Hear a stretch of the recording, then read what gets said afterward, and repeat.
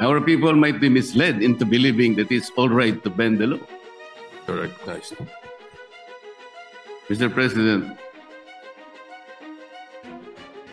in several decisions of the Supreme Court, the Office of the Ombudsman was admonished for grave abuse of discretion, for acts of bending or twisting the law to expand its powers. I may cite several jurisprudence if I must. Mr. President,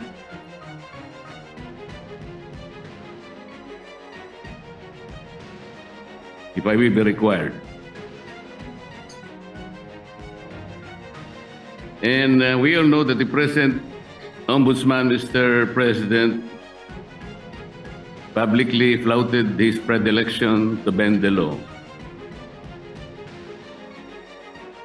Does he believe that these decisions of the Supreme Court are wrong and he is not bound by these decisions? Mr. President, the new ombudsman intimated to me that his direction is to abide by the Supreme Court decision, and the rule of law is supreme. And therefore is not correct, and there is no basis for flouting those statements publicly declared that bending the law is all right, provided that he is not breaking the law. Mr. President, it's a figure of speech, Mr. President. Mr. President, why figure of speech? The office of the Ombudsman is a high office. We're not supposed to be guided by figures of speech. Our people might be misled into believing that it's all right to bend the law, provided we do not eventually break it. It should be explained succinctly, Mr. Speaker. It should be explained very well that that is not correct. That he was wrong in saying that. He was very wrong in confirming and even affirming that publicly in one of our hearings in the Blue Ribbon Committee. Can we expect that, Mr. President, for the Ombudsman to do?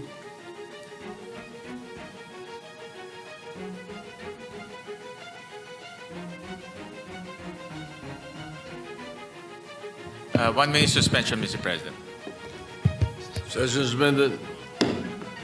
Current ombudsman right now, he intimated to me that he is very strict in not bending the law. In fact, he also intimated that he will abide by the Supreme Court ruling, as he believes that the rulings are forms part of the law, and the rule of law is supreme, Mr. President. So he abides by those principles, Mr. President, and he will carry that in his tenure as the country's ombudsman, and especially in his quest to hold people to account and to put people in jail, especially those who transgressed our laws, Mr. President. So those are the principles that he abides by, and those are the principles he will carry in his duty as our ombudsman, Mr. President. Mr. President, abiding by that principle and acting otherwise is different. You say that you abide by the laws strictly, but you say publicly that you can bend the law. How is that? Doesn't the public need to be clarified very clearly on this matter, Mr. President? Our people might be confused by that statement. That's why I am asking whether he can make a clarification or he can make public apology for saying that, Mr. President. And this will be good for the country. Mr. President, we thank the good gentleman from Tarlac and Pampanga, Senator Marcoleta, for bringing this up. And this is an opportunity for the current ombudsman to clarify his statements. And this is actually the clarification that he is expressing to this august body, that he will abide by the rule of law and he will not bend the law to serve any other purpose, Mr. President, or to serve any other being, Mr. President. So, Can we... So, Mr. Sorry. President, that's why this is an opportunity, and as he intimated to me, that he will always put the rule of law as supreme, Mr. President. Mr. President, even for this issue alone, can I respectfully move that maybe we can suspend our rules? I want to hear personally the Ombudsman to say it for himself.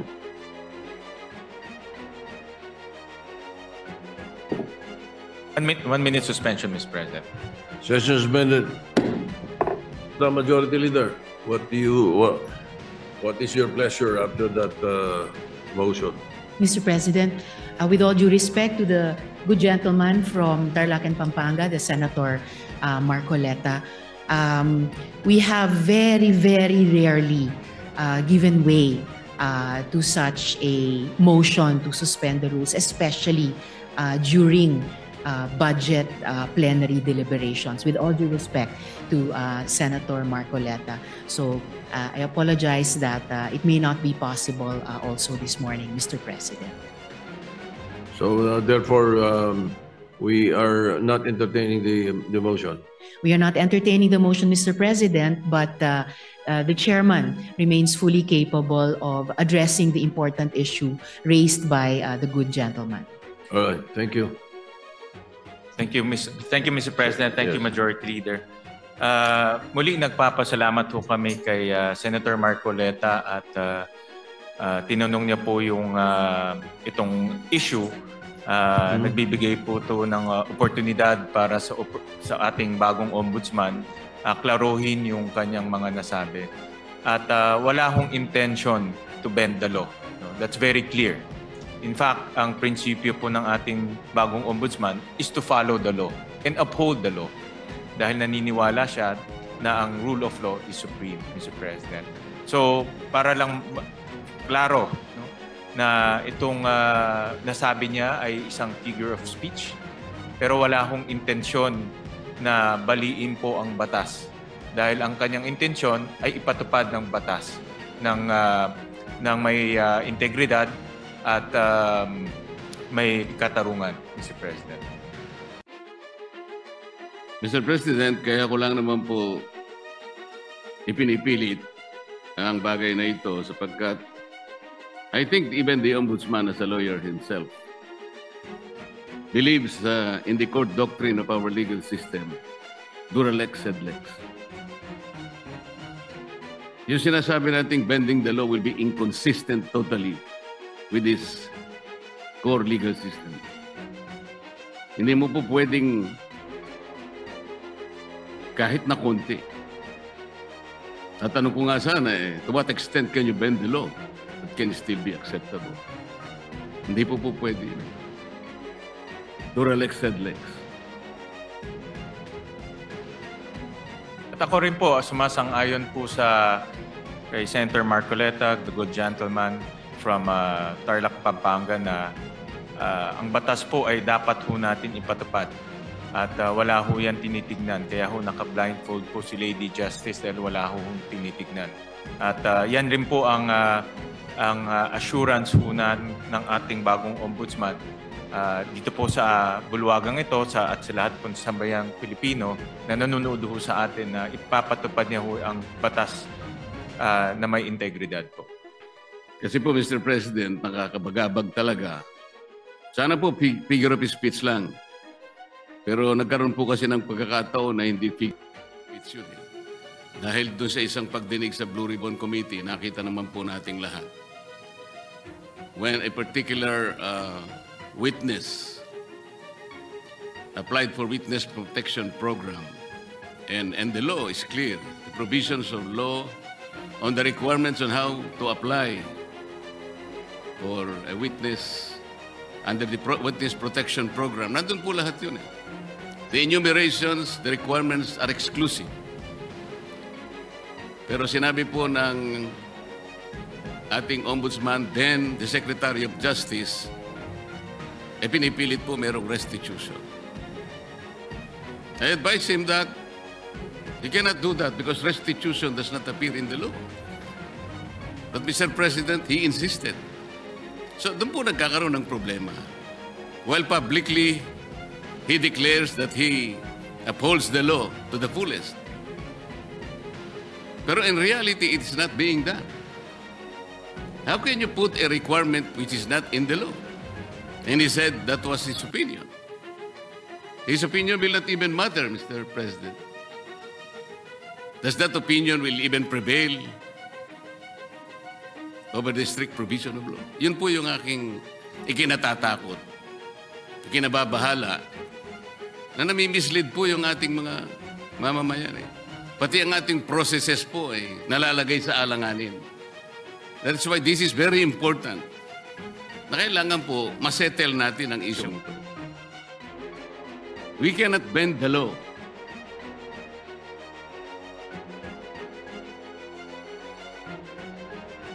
Kasi po, kapag pinanatili natin yun, it is as if the ombudsman has the power to refine the law or even revolutionize it.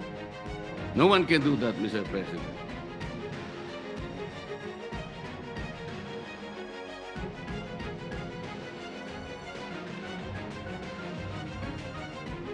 Kasi po, tingnan na, ito pa po yung nakakabagabag. Still falls on this very subject, Mr. President. Kamakailan lamang po ang ating current ombudsman ay nag-announce na sa mga darating na araw, meron pong may issuean na warrants of arrest. Na mga iba po ay kasama pa natin sa kapulungan ito, Mr. President. Mr. President, may I ask whether the Office of the Ombudsman has the power to issue warrants of arrest?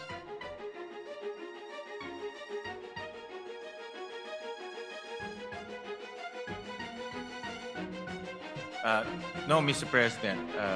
Ang trabaho na ho nila, ang pinaka-responsibility ho nila is to ensure accountability, Mr. President.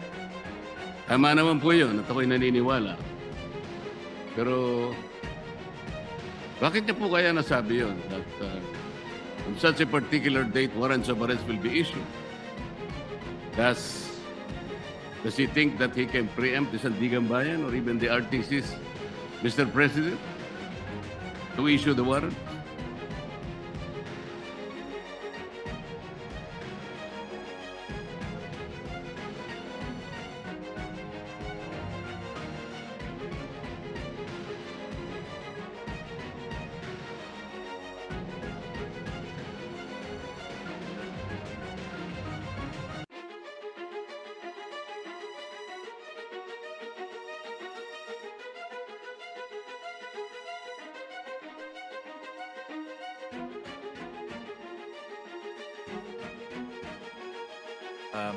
Mr. President, this is a indicative timeline. Meron ho kasing sinusundan ng ombudsman na timeline at base po doon sa mga nakita nilang ebidensya, nakita po nilang mga krimen na ginawa po ng iba't ibang personalidad.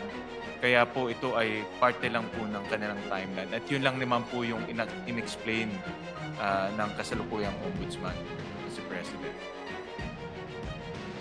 Mr. President, the Office of the Ombudsman is following a timeline.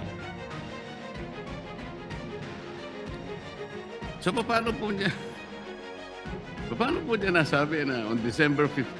Ano na yun? Anong date po ba? Ito po yung nakakatakot, Mr. President. Paano po natin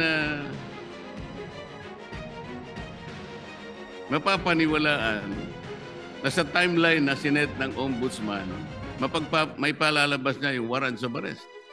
Hindi ba ang ibig sabihin nito, pwede niyang i-preempt ang decision ng Sandigan Bayan or the RTCs because he's following a timeline. And the most intriguing issue here, Mr. President, is that he might be able to influence and preempt the decision of the RTCs and the Sandigan Bayan just to make that timeline a reality. This is a very dangerous proposition, Mr. President. But Mr. President, hindi naman po, no? Dahil alam naman ho natin ang Sandigan ay under the ambit of the judiciary. Iba naman po ito sa trabaho po ng ombudsman. Pero bilang ombudsman, nakikita ko ho na dahil sila po ang magpa-file ng kaso, very optimistic ho sila na yung kanilang ipa-file na kaso mayroon pong kinahinatnan at mayroon pong resulta. So yung resulta na gusto ho nilang mangyari ay mag-issue ho ng warrant of arrest. Kasi very confident sila na yung kaso ay matibay. At very confident ho sila na yung ebidensya ay matibay. At yun din po ang gusto natin lahat. Ako po, very hopeful rin po ako na yung kanilang kaso at kanilang ebidensya ay matibay dahil ako rin po bilang isang Pilipino, gusto ko rin pong managot yung mga taong dapat managot. Pare-pare po natin gusto mapanagot natin ang may kasalanan, Mr. President. Wala pong debate doon. Hindi po yun ang punto ng pagtatanong nito, Mr. President. But the ability of the Office of the Ombudsman to predict even the timeline when the warrants of arrest can be issued is something that is troubling, Mr. President. Parang ang mangyayari, ayaw ko mang isipin yun. Ayaw ko rin naman talagang mangyari yun. Somebody can even preempt or influence the time when the RTC or the Sandigan Bayan may eventually issue the warrants of arrest. Sana wala nang ganung klaseng announcement kasi nakakapagduda kasi, Mr. President. Tingnan po ninyo.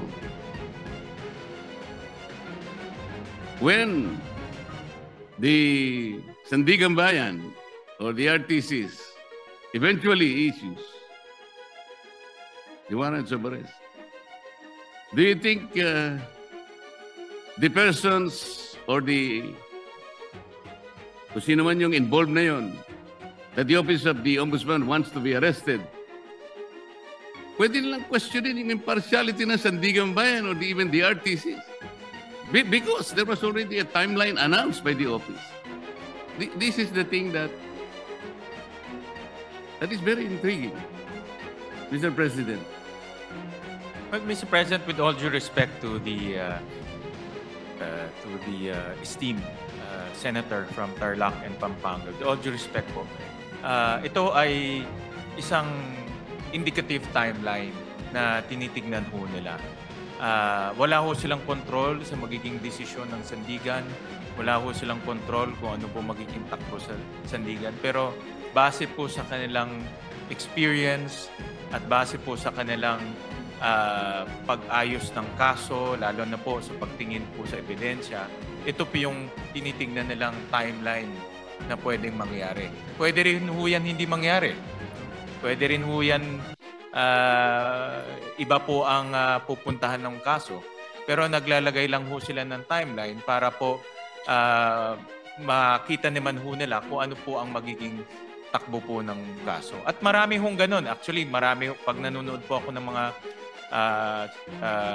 political shows sa YouTube, marami pong mga political analyst, mga legal analyst, sinasabi ho nila, ano po ang magiging takbo ng kaso, kailan po may makukulong, kailan po may i-issue ng mga warrant of arrest. Yan po ay based on their analysis and experience. Pero wala hong assurance, hindi po yung magiging 100% na ganun po ang kinahinatnan po niyan o ganun po ang kalalabasan.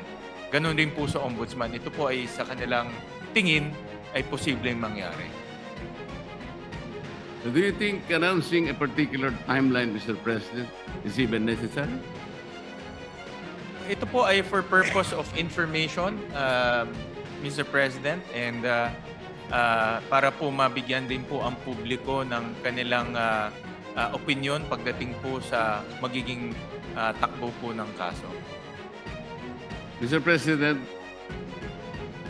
ang sinasabi po ng representasyon na ito, hindi naman kailangan pang i-announce yun eh. Dahil magkakaroon lang po ng pagdududa ang ating mga mamamayan, lalong-lalo na po yung mga taong gusto nating ipa-aresto, sapagkat hindi naman kailangan na mag-announce pa.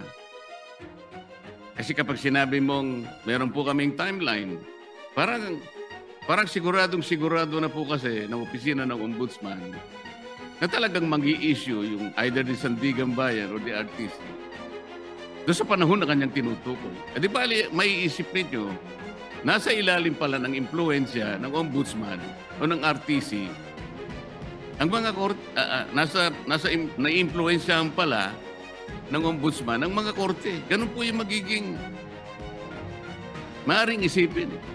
Maring hindi totoong yun ang gustong gawin ng ombudsman. At naniniwala naman ako na hindi niya intention yun. Ngunit para bigyan po ninyo ng pagdududa ang ating mamamayan, lalong-lalo na po yung mga taong involved nga at gusto nyo ipa-aresto, parang hindi kailangan pong mag-announce pa eh. That is the only point, Mr. President.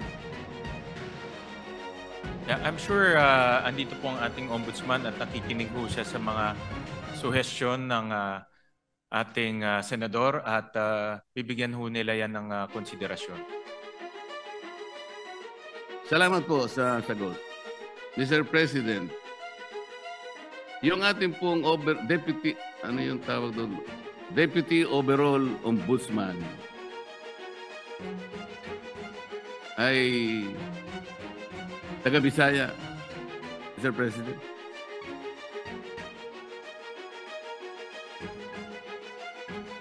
Yung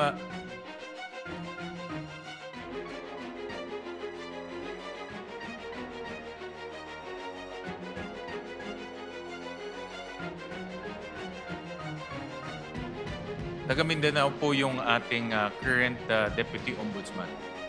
Tama ho kayo. Overall Deputy Ombudsman. Overall Deputy Ombudsman is from Mindanao, but he is also the Deputy Ombudsman for the Visayas, Mr. President. Opo, tama ho. So, yung acting po, yung acting. The overall Deputy Ombudsman and also the Deputy Ombudsman for the Visayas regularly travels from his place to Luzon, and may magastos po yun. Necessary po ba na sino po nagmamanage sa Ombudsman Office sa Cebu?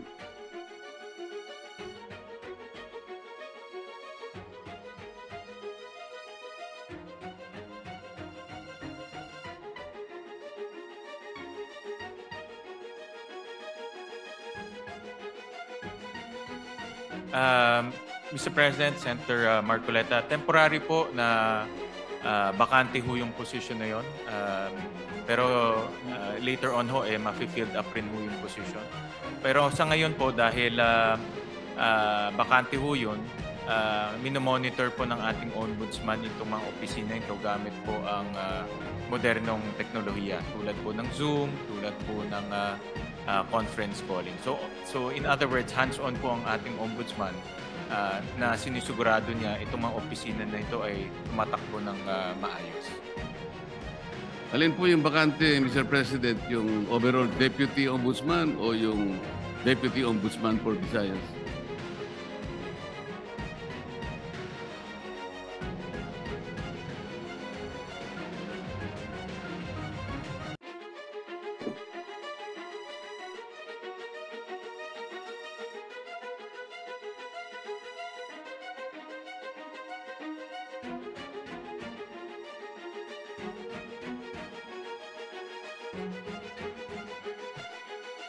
Ang bakante po ay yung overall Deputy Ombudsman for ito po ang bakante po. Yung overall Deputy Ombudsman ang bakante po. Yes. Dahil po suspended yung current overall Deputy Ombudsman. Kasi po kaya ko tinatanong to, Mr. President, napakagastos po yung regularly na pagta-travel po ng Deputy Ombudsman. Galing pa siya ng Mindanao. Meron pa siyang gawain dito sa Maynila dahil nga overall Deputy Ombudsman. Naisip ko po na unnecessary expense po yan sa opisina na po. Ang direction po ng ating bagong ombudsman ay talagang gawing episyente po ang opisina.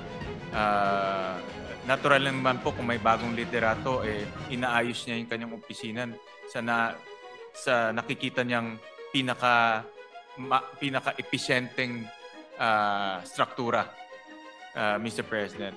So, hindi naman po nila intention na maging bakante to at later on rin po ay malalagyan din po ng tao. Pero tinitignan nila kung anong pong paraan o anong pong structure ang pinaka magiging episyente po para po sa ombudsman offices, Mr. President. Mr. President, bago po naging ombudsman, ang aking kaibigan, siya po ay... Kaibigan naman tayong dalawa, ikaw naman. Dinideny mo yata eh. Yun nga sinasabi ko, kaibigan pala kayo. Yun nga sinasabi ko. Narinig niyo yata ako, Senator Marcoleta. Bago po siya naging ombudsman, Mr. President, siya po ay kalihim po ng ating Department of Justice. Yun naman pong, dahil nag-retire po yung ating dating ombudsman, Samuel Martires, nagkaroon po ng acting ombudsman.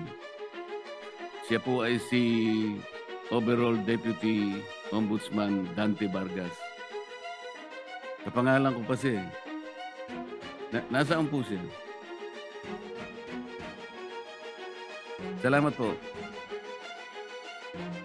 Nandito ho siya. Siya po ngayon ang Deputy Ombudsman for Visayas and acting overall Deputy Ombudsman. Concurrent. Yes, Mr. President. For now. Yes, I know that. Ang itatanong ko po ay, nung siya'y acting overall Deputy Ombudsman, at sa panahon na yon ay applicant naman po ang aking kaibigan for Ombudsman na nabakante nga po, ay gumawa siya ng isang bagay na medyo napaisip ako, Mr. President. Ang tinutukoy ko po ay yung isang office order na kanyang pinalitan. Ang office order na ito po ay kinapapalooban ng parang double docketing. Ngayon, nung siya po ay acting na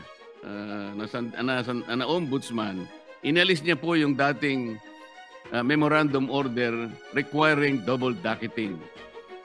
At siya ay gumawa ng isang parang office memo or memorandum na doon po ay tinanggal niya, pinalitan niya yung office order at may kalakip pa pong isang directive na lahat ng mga complaints, lahat ng asunto, lahat ng habla, administrative man yan, criminal o kahit ano yan, na napapaloob 10 araw bago maging effective yung kanyang order which was issued on September 17, 2025 ay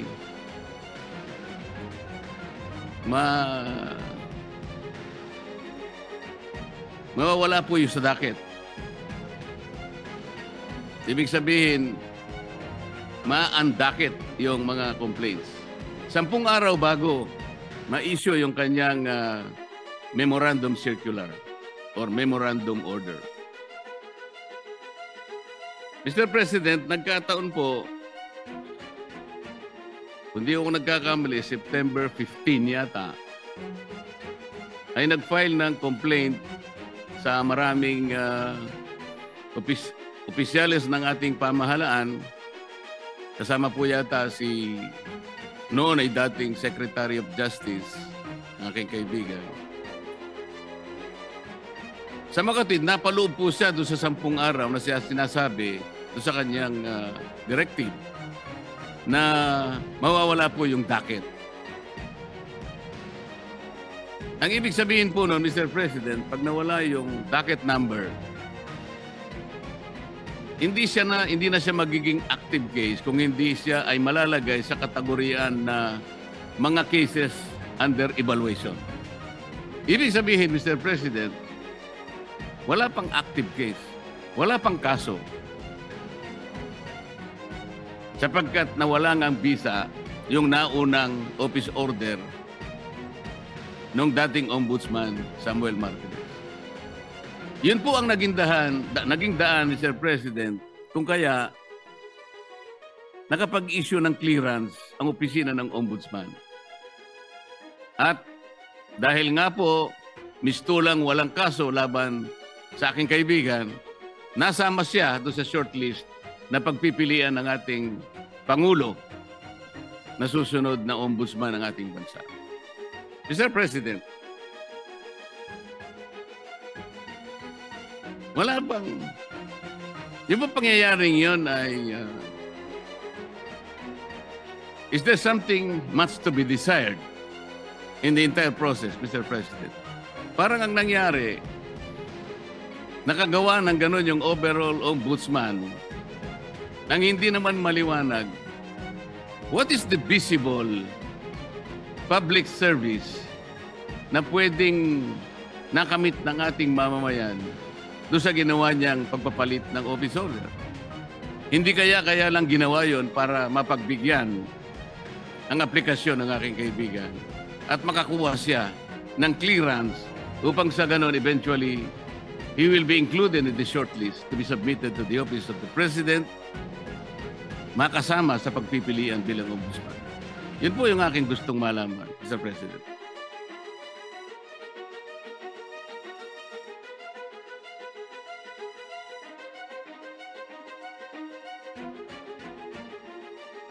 Mr. President, sa explanation ho sa akin ng Ombudsman, itong rule on auto-docketing, na-issue ho to noong July of 2025 ni former Ombudsman Martirez bago ho siya nag-retire. At nakita ho nila na hindi to dumaan sa tamang proseso. It was found not to be properly published. Hindi ho na-publish na maigi. So, binalik ho to ni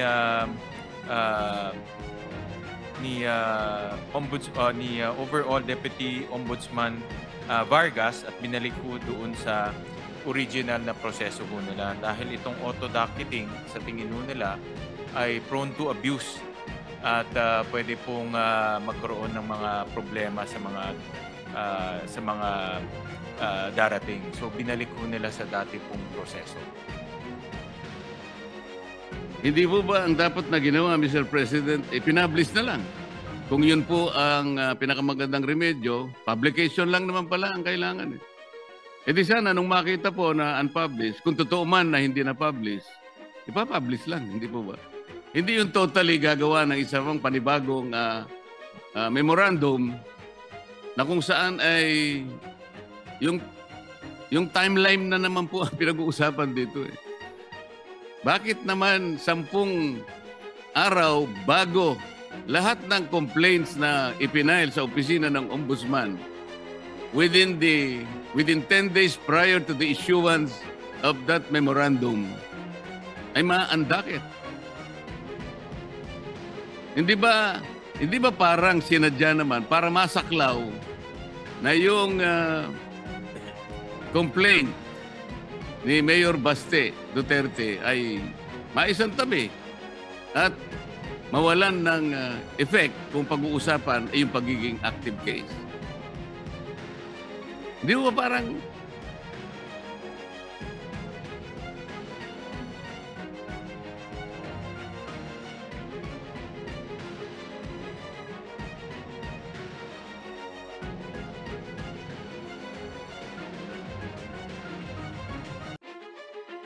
Nung naging acting po si overall Deputy Ombudsman, pinag-aralan ho nila mabuti itong auto-docketing at nakita ho nila na prone to abuse ho to dahil pag-file mo, docketed na ho kaagad without any analysis. So, ang ginawa ho niya ay bumalik lang ho sa dating proseso, no, na mayroon pang verification and analysis. Total, hindi naman ho ganun katagal yung verification analysis. Depende ho sa klase ng kaso. Ang pinakamatagal na ho ay yung verification po can happen between 48 hours to 72 hours. No? So, ang naging dahilan po is sa tingin nila ay prone to abuse po itong auto-docketing. So, yun po yung naging kanilang desisyon. Kaya bumalik lang po sa original na proseso. Palagay niyo po tama yung argumento, Mr. President, ay bakit naman 10 araw ang sinaklaw? Kasi pa pinag-uusapan natin, September 15 po yung date ng complaint yata ni Vice Mayor Baste. O kung halimbawa 3 araw na lang o 2 araw, hindi nasasaklaw yung... Yun po yung gusto lang nating linawin. Kasi parang halata po Mr. President. Para mawala po sana yung pag-aagam-agam ng ating mamamayan na sinadya po.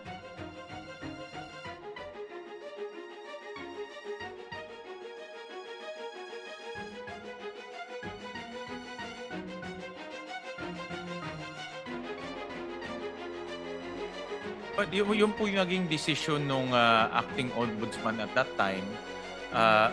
Dahil yun na nga, sa kanyang pagtingin ay ito po ay baka maabuso dahil nga pag-file niyo diretso, docket na ho kaagad at hindi bine-verify kung yung fina-file po tama o hindi. Prone to harassment rin ho dahil nga alam naman ho natin sa politika kung meron kang kagalit, pa-file ka lang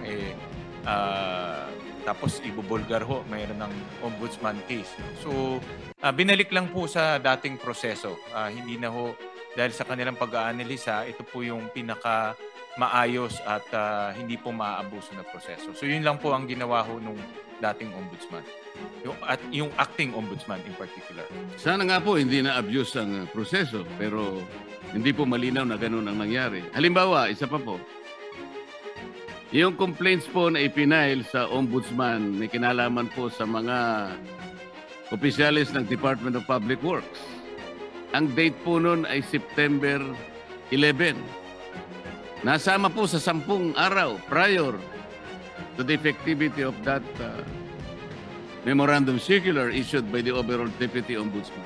Ngayon, kung di po ako nagkakamali, 15 sa 18 ipinaghabla na opisyal ng DPWH na preventive suspension, na suspindi po base po sa complaint na ipinail. Ngayon, kung susundan po natin ang argumento ninyo, ano po ngayon na magiging basihan ng pagkaka-preventive suspension ng mga yun? Sapagkat wala ng kaso po dahil na-undakit na po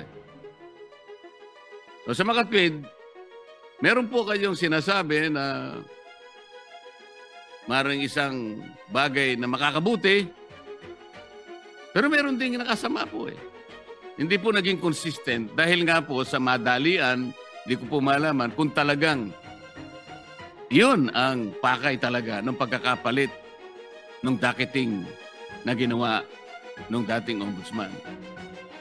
Maliban pa po rito, nung ma-undocket po ba yung complaint ni Mayor Baste? Kasi na-undocket nga po, base sa circular na yun. Na-notify po ba si Mayor Baste doon sa pangyayari? Was he notified?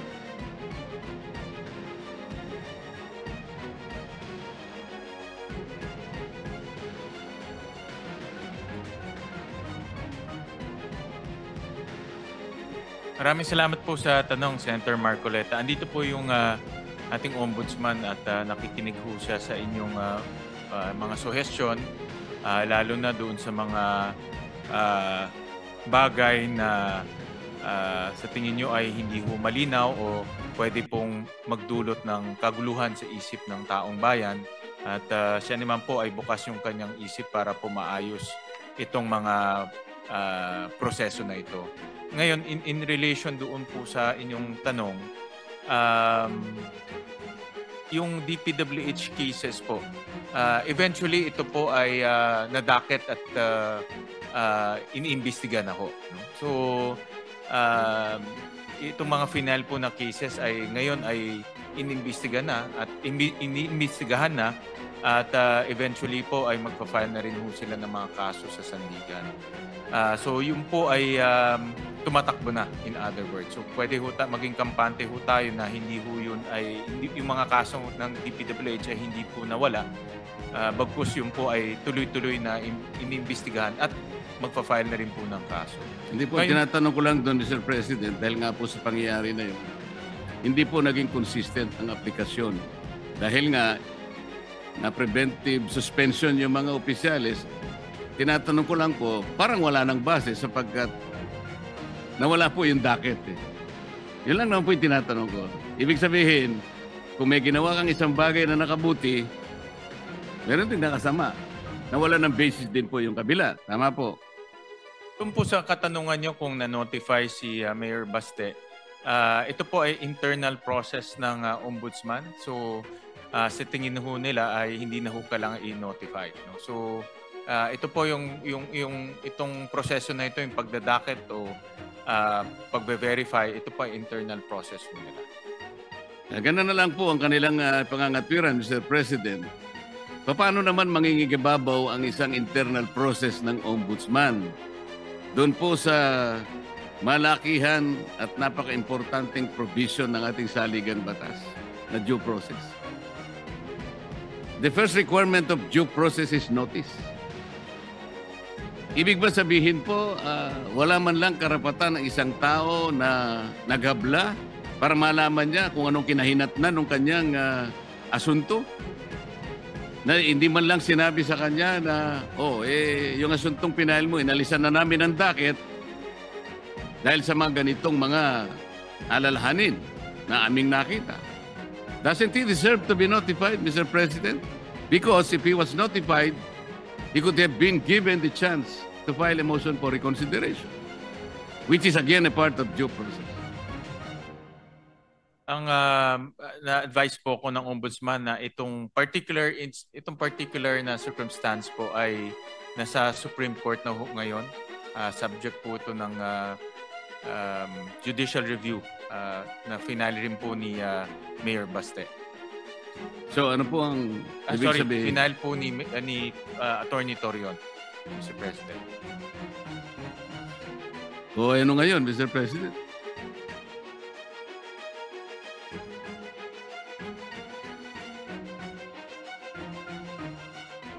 So ito po ay under the judicial review po ng Supreme Court. Oo nga po. Circumstances po. Oo nga po, pero hindi nasasagot yung tinatanong ko po. Very simple lang po eh. Yung pangangailangan ng isang taong ma-notify man lang kung ano ang kinahinatnan ng kanyang inihabla. Nung habla niya, isang bagay na karapatan ng bawat isa. Yun po ay isang requirement ng due process. Ma-notify ka lang. Malaman mo lang kung anong nangyari. Dahil po ba, kapag ni-notify nyo siya, that will trigger the filing of a motion for reconsideration. At base po sa rules ng ombudsman, mangangailangan po kayo at least ng 15 days. Para sa ganon, ma-resolve ninyo yung kanyang motion for reconsideration. Hindi nyo kailangan yung 15 days kasi nga, baka hindi maisama sa shortlist ang pangalan ng aking kaibigan. Ito po yung ating sinasabi. Mr. President, sana po lahat ng ginagawa natin ay nasa ilalim ng transparency. Ito pong pinakamabuting magagawa natin sa ating bansa, lalo na ngayon na maraming tao po ang nalulungkot, baka hindi lang nalulungkot, nagagalit sa mga nangyayari. Kung hindi po tayo transparent, wala tayong kakayahan na sabihin sa kanila, ilantad, buksan sa kanila ang kaganapan ng nangyayari. We're just merely paying lip service to a very important provision of our Constitution that public office is a public trust. Maraming salamat po sa panahon, Mr. President.